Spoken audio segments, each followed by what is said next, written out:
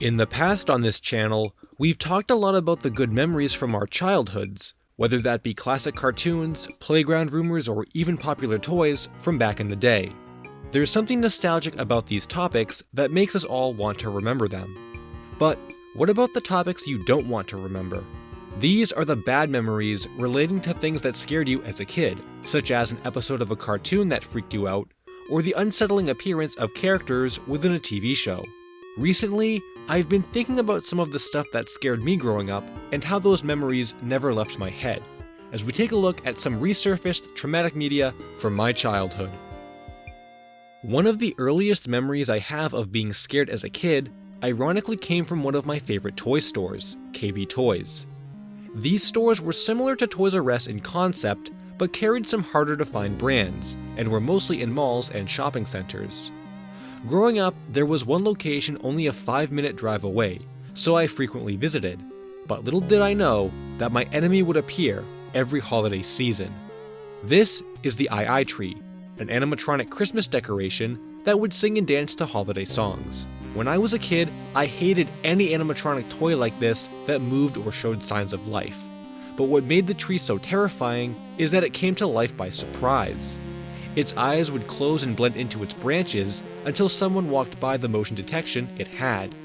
This would trigger it alive at a moment's notice as it began swaying and singing. I was caught off guard by this many times and would frantically duck down and cover my ears as I entered the store, which always seemed to put one out by the front entrance. I think what made it worse, aside from the surprise it gave me, was how poor the audio quality was circa 2002. These were really popular in the early 2000s and could also be found in home goods stores like Ann & Hope. This resulted in another instance where I found myself directly underneath a hanging sign that had one of these placed above it. It sprung to life and I began crying right in the middle of the store. Unfortunately, it wouldn't be until years later when they began phasing them out, though I later discovered that the series expanded to include wreaths and a giant version of the tree. I don't see these at all anymore, but I'm sure if I did, it would still give me a pretty good jump scare. Moving away from animatronics, we're getting into something that might arguably be even worse: puppets. I could go on and on about how many scary or unsettling puppet series exist, but we don't have to look any farther than a popular kids show for these. Sometime in the mid-2000s, my sister went through a Wiggles phase, where she would watch a lot of the DVDs, since this was well before the days of streaming or watching episodes online. While I was out of its age demographic at the time, I still saw it running on our only TV pretty often, but largely disregarded its content. That is, however, until one segment from the Fruit Salad DVD poisoned my mind to the point of having vividly remembered it to this day. Some of the segments included in the DVD used these puppets of the Wiggles singing their popular songs rather than the actors themselves, which is a cool idea if the puppets didn't look this bad. The segments are played after a large portion of standard Wiggles content, which catches the viewer completely by surprise. What's worse is the fact that these puppets don't even use the Wiggles' real voices, but rather it's higher pitched, as if to establish these are different entities from a cursed dimension. Though what really freaked me out the most was the fact that you couldn't skip these segments either. The entire DVD just plays from start to finish, no menus and no skipping, as if they wanted people to have to sit through this terror, and I'm not the only one with this complaint. Apparently these segments became memes back in the day and are now infamous online for their appearance.